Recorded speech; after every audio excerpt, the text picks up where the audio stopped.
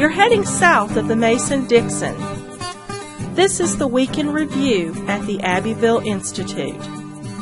Here is your host, Brian McClanahan. Welcome back to the Week in Review at the Abbeville Institute. This is your host, Brian McClanahan. This is episode 87, covering the week of August 28th through September 1st, 2017. Glad to have you back on the program. Glad to be here. Before we get started, the usual housekeeping items. If you do like this podcast, please share it around on social media, and you can do so. You can find us on social media. You can find us on Facebook. Just search for Abbeville Institute or at Abbeville Institute. You can follow us on Twitter at Abbeville Institute, and you can subscribe to our YouTube page, Abbeville Institute. It's Abbeville INST for our YouTube page. And of course, if you want to find those things in a one convenient place, just go to our website, abbevilleinstitute.org. At the top of the page, you'll see all of our social media buttons. And while you're at abbevilleinstitute.org, if you give us an email address, we will give you a free ebook, Kirkpatrick Sale's Emancipation Hell. And not only that, you'll get our daily dose of Dixie Monday through Friday and our weekly email either Saturday or Sunday, which includes a link to this podcast and another article of interest. Also, if you're at our webpage and you want to help us explore what is true and valuable in the Southern tradition, you can go to the top of the page where it says support. The drop-down menu, you'll see memberships for individuals, and you can go there and you can see how to donate to the Institute. You can donate for as little as $3 a month or $25 a year. If you are a student, if you are not a student, $5 a month or $50 a year, and those things will help us keep the lights on, help keep the podcast going, help keep the website going, help keep our programs going, and you can, again, support our mission to explore what is true and valuable in the Southern tradition, and it is all tax-deductible to the full extent of the law. Also, you have the option of donating to our Amazon Smile account. If you go to the top of the page, you should see an Amazon Smile button. Or you can, if you're an Amazon Smile person, you can make Abbeville Institute your charity of choice. And that'll also help throw a few pennies our way as well. So all of those things can help us continue our mission to explore what is true and valuable in the Southern tradition. Okay, so this week we had a lot of good material. I think some pretty interesting material. And we started with a piece that I personally have been contemplating writing for a while, but Bernard Thursam did a very good job with this. And the title is Imagine If the British Won. Now, what does he mean by that? And we have this general opinion that's pervading the United States right now, saying that the South was part of the quote-unquote lost cause, or that these monuments that we have around the South are dedicated to the, quote, lost cause. And, of course, the critique is that the South was fighting for slavery and nothing but slavery. People seem to forget that the British had this exact same opinion of the American colonies in 1776. In fact, Lord Dunmore, who was the Royal Governor of Virginia, his real name is John Murray, issued an Emancipation Proclamation in November of 1775, essentially ending slavery a war aim of the British.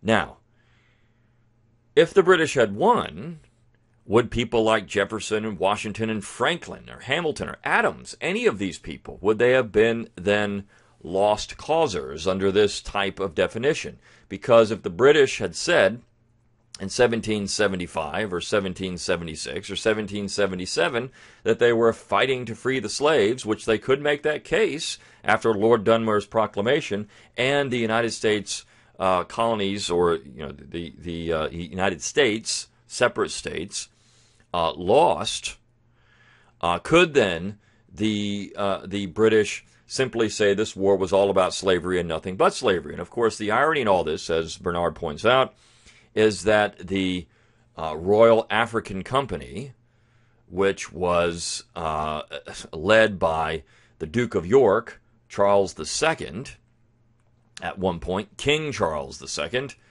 was heavily engaged in the slave trade.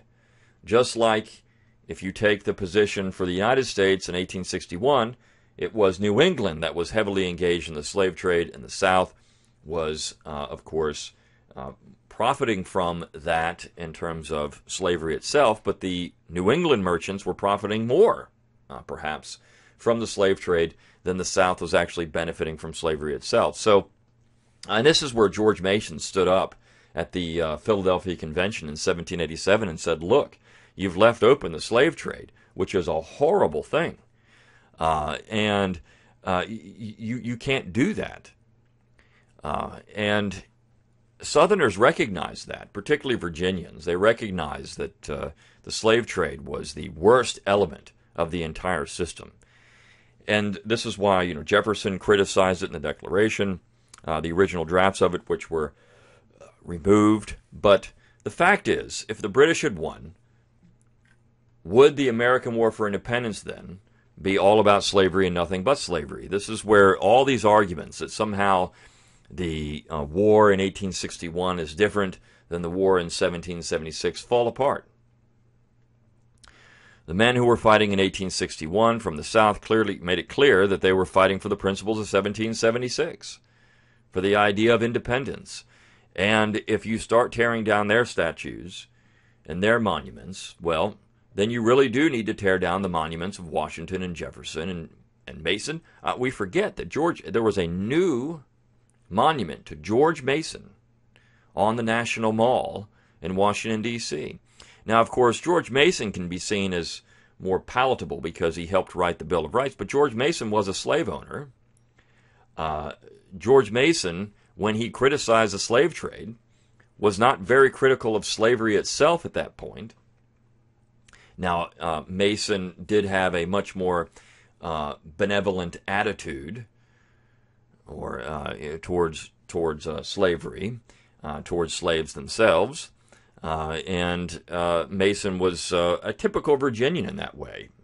So the Virginia attitude on slavery was different than other parts of the South, but regardless, all these people were slave owners. Mason. There's really no difference.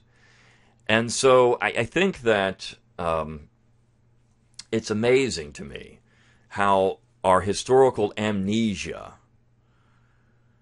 is so awful in the United States that we can't even get out of our own way when it comes to political correctness now.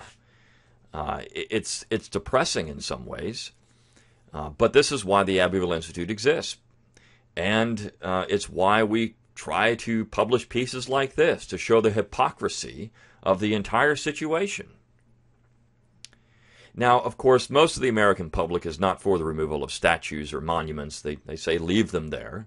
It's a very small but vocal minority of Americans who want to take down these statues. And the situation, we just had this terrible storm in Houston and Texas and Louisiana.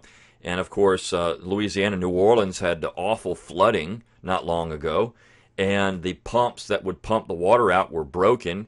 They would require a tremendous amount of money to fix, but yet, and New Orleans says, we don't have any money for that, yet they were spending millions of dollars to tear down statues. I mean, this is where we've gotten to. Our feelings are hurt, so let's do something that, soothes our feelings, but yet let's leave these pumps that are going to actually keep water out of the city. We'll just leave those broken because, who needs that? But we feel better about our living because these statues are just gone.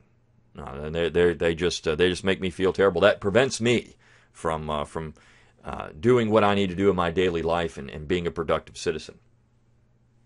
It's all just silly stuff. But and of course, the attack on these monuments is not going to subside. But I think that I hope that more Americans are waking up to the hypocrisy of all of this stuff, that they do realize, and of course President Trump coming out and saying that, where do you stop with this? I mean, do you go on to George Washington or Thomas Jefferson?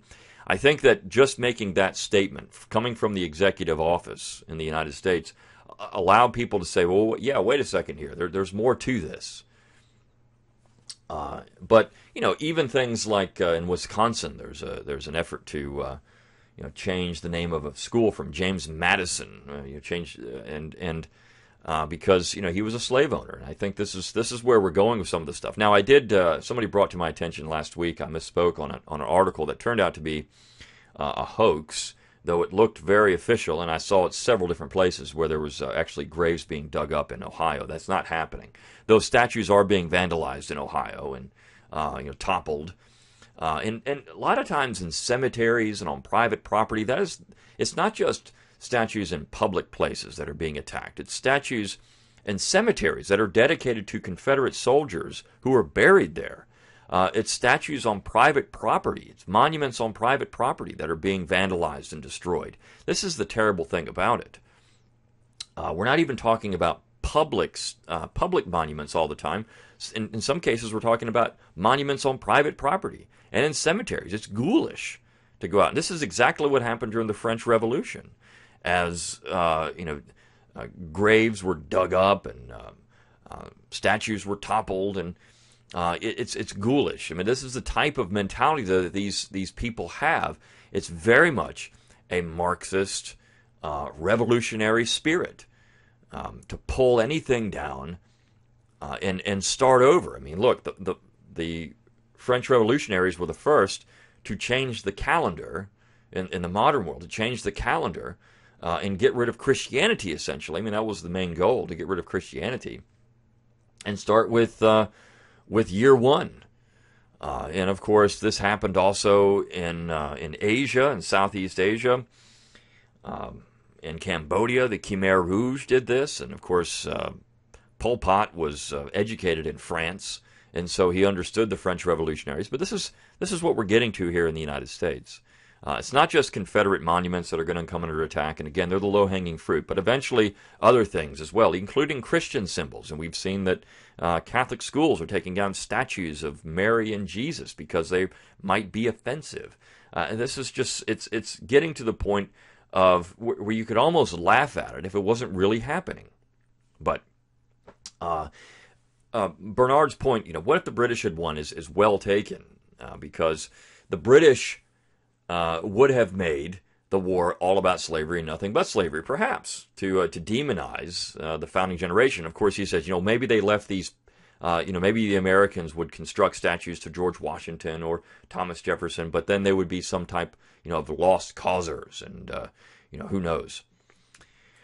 Okay, on Tuesday we ran a review of Bill Kaufman's book, Forgotten Founder, Drunken Prophet, The Life of Luther Martin. This was written by Vito Musamelli, and it's more of a book essay, and it's a very good little book. ISI, the Intercollegiate Studies Institute, has been doing these Forgotten Founder books recently, and some of them are pretty good. And this one about Luther Martin is one of the good ones. Brad Berzer's book on Charles Carroll of Carrollton is good as well. And these little books are handy little biographies to have around. And I think it's when I wrote my politically incorrect guide to the founding fathers, I had a whole section on forgotten founders. Now Luther Martin did not make it, but Carroll did. Luther Martin is one of these people in American history that's really forgotten. And of course, he's from Maryland, so he's from a southern state, as was Carroll from Maryland. And Carroll was the Catholic Southerner in so many ways. He definitely was a Southern gentleman. Now, Luther Martin's political career was very interesting. Of course, an ardent, quote-unquote, anti-federalist. But again, when you look at what the quote-unquote anti-federalists were for, they're really the Federalists. They were insisting on a federal republic, maintaining that as under the Articles of Confederation. And this was one of Martin's main critique of the Constitution. It centralized power too much. Now, what's interesting is after the Constitution was ratified, and of course Martin had made a number of objections to the Constitution, refused to sign it at Philadelphia in September of 1787. He kind of reversed course, kind of like Patrick Henry, and became a proponent of the central authority. Now, Patrick Henry did so, I believe, because he didn't like Madison and Jefferson, and when Madison and Jefferson started advancing positions that Henry said, advanced before the Constitution was ratified, and of course, people swore would not happen, and now Henry's saying, well, look, I warned you. And so we got it, so I'm going to support it. And of course, this political faction in Virginia factored into Henry's decision to become a quote-unquote Federalist. Martin's transition is not so clear, but he did serve as one of the counsels for Maryland when in the very famous 1819 Supreme Court case of Mcculloch v. Maryland, and his arguments in that case are superb. In fact, one of the interesting things about that case, and I talk about it in my How Alexander Hamilton Screwed Up America, which comes out on the 18th of September. One of the interesting things about that case was that Martin was actually using the ratification debates in support of his position that the bank was unconstitutional. Now, to my knowledge, that's the only time in American history that someone actually used the ratification debates themselves in arguments in the Supreme Court. Certainly, I don't believe any of the justices have ever done that. They might have used the Federalist essays, but they didn't use the ratification debates. Now, the Federalist essays, of course, written by Madison and Jay and Hamilton, are often, people that, well, I understand the Constitution because I read the 85 Federalist essays. And yet, that's just one series of pamphlets or essays dedicated to ratification of the Constitution. You find better material outside of that. And Martin's point was, well, this is what you said the Constitution would do, but now you're saying you have implied powers. Well, you said that implied powers don't exist during these ratification debates. And now you're saying the general government has them. So which one is it? So basically, he's turning the words of the friends of the Constitution against themselves. He's saying, here it is. Now, Joseph Story, in his 3-volume commentaries on the Constitution of the United States, actually used the anti-Federalist arguments in favor of the Constitution, which is weird. He basically turned the whole argument on its head. But here you have Luther Martin saying, well, wait a second here. You said when the Constitution was being ratified that we wouldn't have implied powers, that the powers of the general government were limited and defined. This is what the friends of the Constitution said, and now you're going beyond that.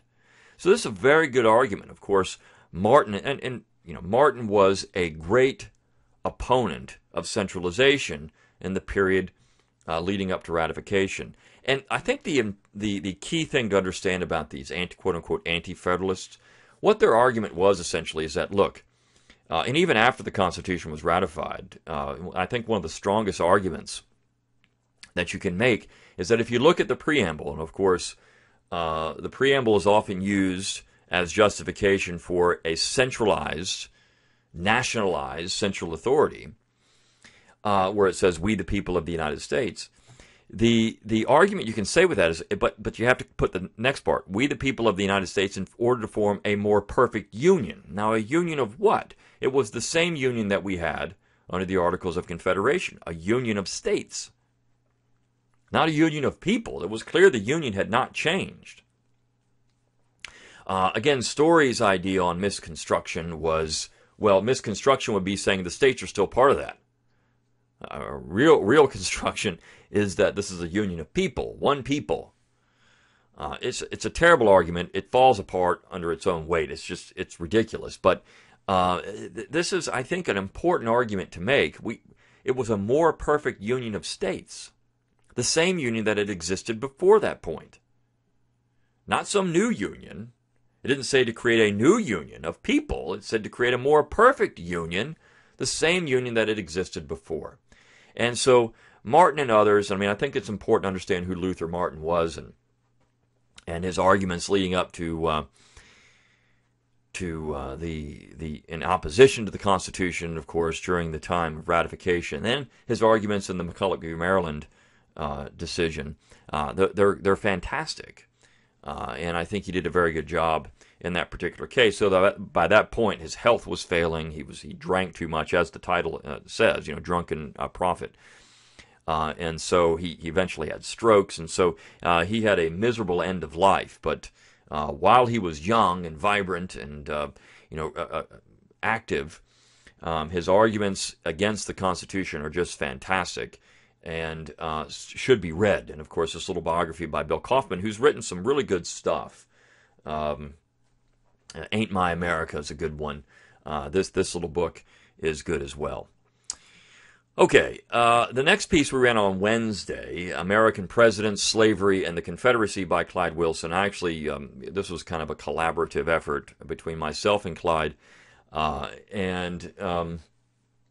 it was Clyde's idea, so he gets the credit for the essay.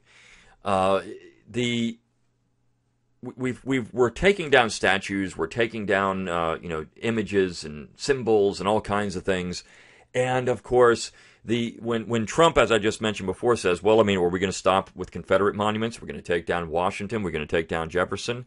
It was interesting. Clyde sent me a list of all the presidents and who was tied into slavery. And when you start digging deeper, it gets even more interesting than that. So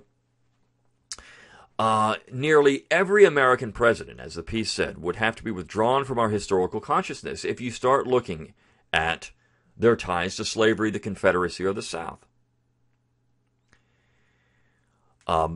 19 presidents were either slaveholders, from slaveholding families, or were married into slaveholding families. And that included George Washington, Thomas Jefferson, James Madison, James Monroe, Andrew Jackson, Martin Van Buren. Martin Van Buren was from a slaveholding family, and he owned slaves himself. William Henry Harrison, John Tyler, James K. Polk, Zachary Taylor, Abraham Lincoln, married into a slaveholding family. Andrew Johnson, U.S. Grant, who owned slaves himself. Benjamin Harrison, of course, William Henry Harrison's grandson from the slaveholding family. Teddy Roosevelt, his mother was from Georgia and from a slaveholding family. Also, the Roosevelts themselves were slaveholders when back in the colonial period of New York. Woodrow Wilson, his father was a Confederate. Franklin Roosevelt, again from the Roosevelt family. Jimmy Carter, whose family were Confederate soldiers. And Barack Hussein Obama, who's got two on both sides of the family. He's tied into slavery. His mother's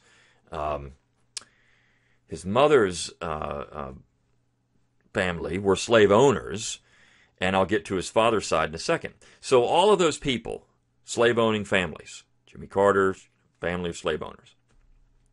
Now, of these 19, 13, again, had family members who fought for the Confederacy. Washington, Jefferson, Madison, Jackson, Tyler, Polk, Taylor, Lincoln, Andrew Johnson, Teddy Roosevelt, Wilson, and Carter, while Presidents Harry Truman, Lyndon Johnson, and Bill Clinton all had Confederate ancestors as well. So you add in, and now we're not certain if Truman's or Lyndon Johnson's or Clinton's ancestors were slave owners, but they definitely fought for the Confederacy.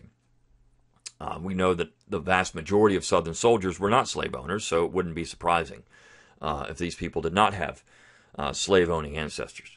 The Clinton campaign also used the Confederate battle flag on a Clinton-Gore pin in 1992. So here we have Southern symbols in 1992 for Clinton and Gore. Now, what about some of the other people? Well, the Bushes, George H.W. and George W. Bush, hail from the New England slave-trading Walker family. So their family were actually slave traders, not just slave owners, which, as I just mentioned at the beginning of this podcast, is a much more nasty part of the institution. And Barack Obama's Kenyan family, as part of the Luo tribe, most certainly engaged in the East African slave trade, selling Africans to Muslims. And of course, this trade was older and more pervasive than the more famous West African trade, which of course brought slaves into the Americas. A very small percentage ended up in the United States. Most made it to the Caribbean and South America. But so Barack Obama's family was not just slave owners, his mother's side, but his father's side were slave traders. So, of course, Obama cannot be put up on any statue or hailed as any great guy because he suffers from the stain of slavery. Now, the rest of the presidents, several were either sympathetic to the South, they opposed the war at some point between 1861 and 1865, or had favorable opinions of the South and Southerners in general. So, Millard Fillmore, he was sympathetic to Southern slaveholders. He favored colonization, sought peace in 1864.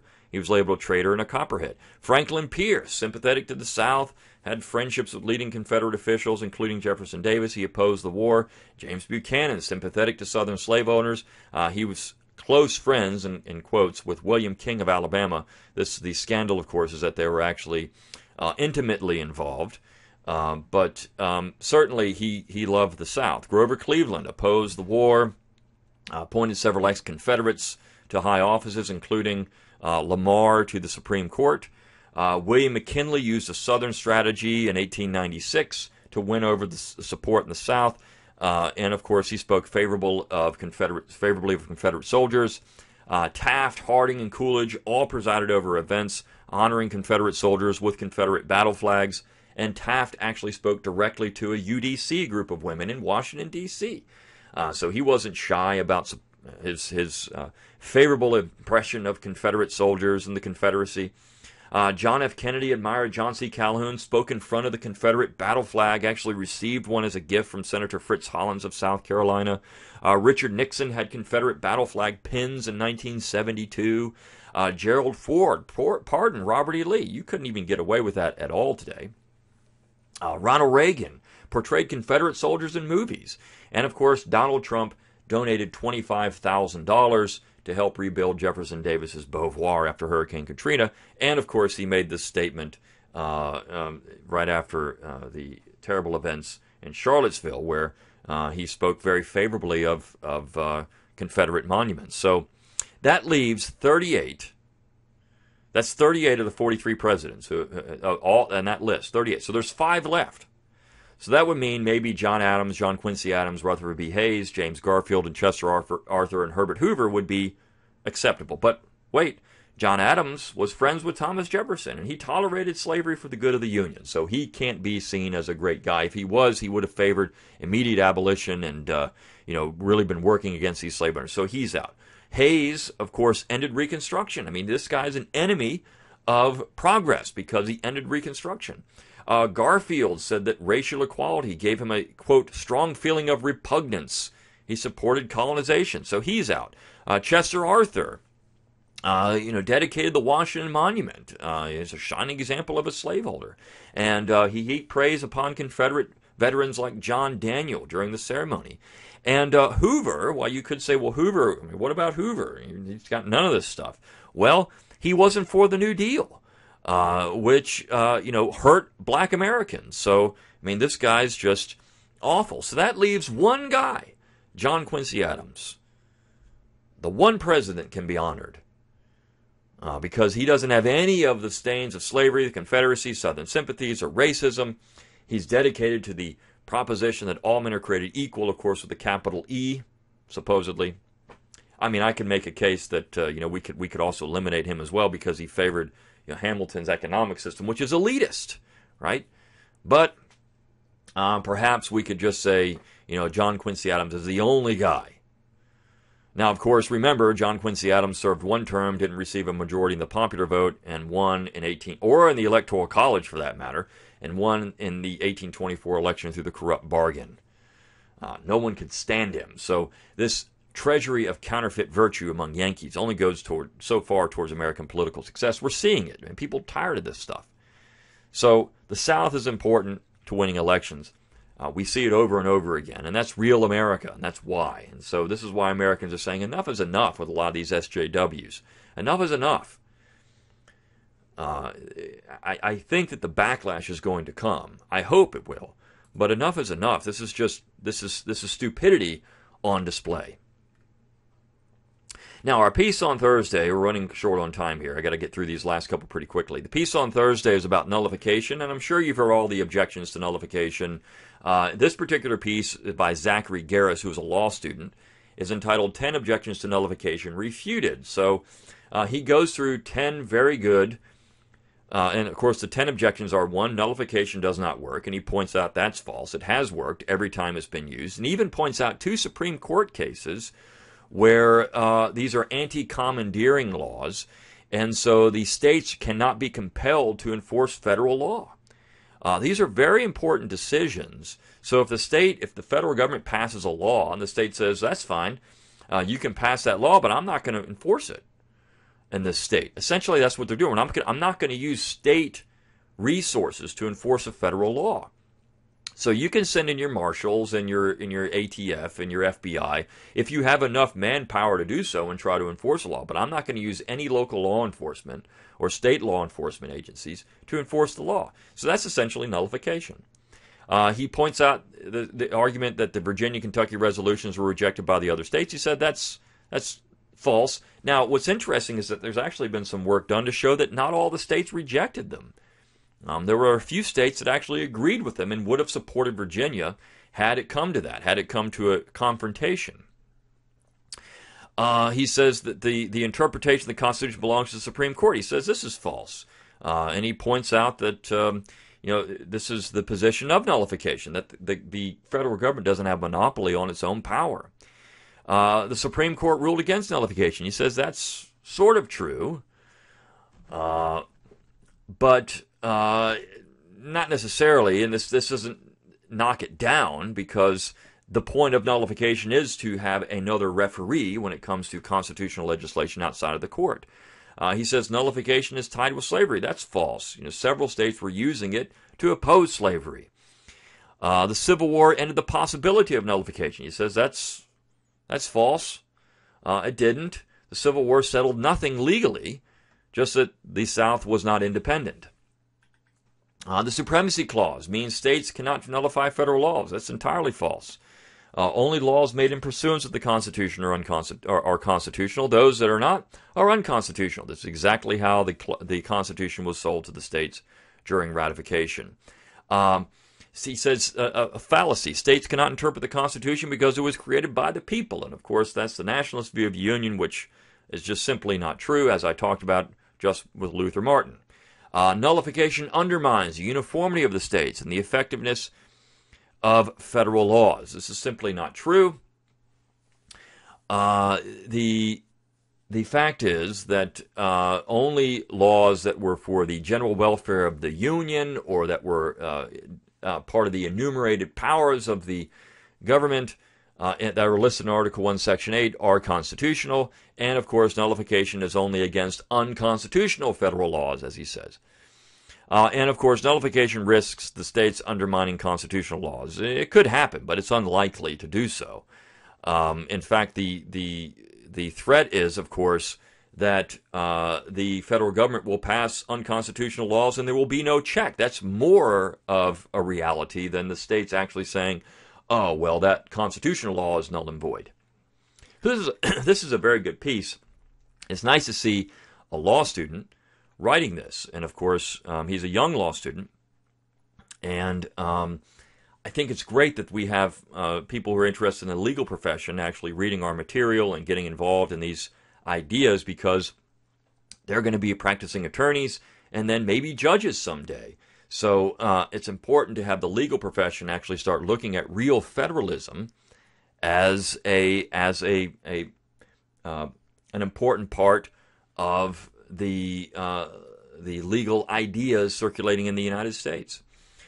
So it's encouraging to see that. And then the last piece of the week, if you think so, say so. This is by another lawyer from Lake Charles, Louisiana. He's a native of Mobile. His name is Houston Middleton. And he talks about his ancestor, Benjamin Parks Middleton, who served in the Confederate States Army in the Company G of the 6th Mississippi Infantry. And he says, look, he was not a slave owner, but the attack on these, this is who you're attacking when you start attacking Confederate monuments. And he says, quote, I cannot say for certain, but my guess is that none of these men shared the current year's enlightened views on race relations in our vibrant, diverse, multicultural society. Does that make them history's greatest monsters whose sacrifices and accomplishments are not worth publicly remembering? For the crime of failure to conform to modern sensibilities, we must disavow our ancestors, the men who built America. And he calls it wrong thinking while dead. I mean, that's such a great phrase, wrong thinking while dead. Americans are saying, yeah, I mean, if these people wrong think while dead, we got to get rid of them. Mr. Middleton says this exceedingly myopic view of history and human nature will, if left unchecked, leave a trail of destruction in its wake before eventually burning itself out on its own incoherence and hatred.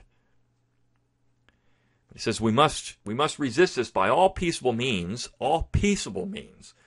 available.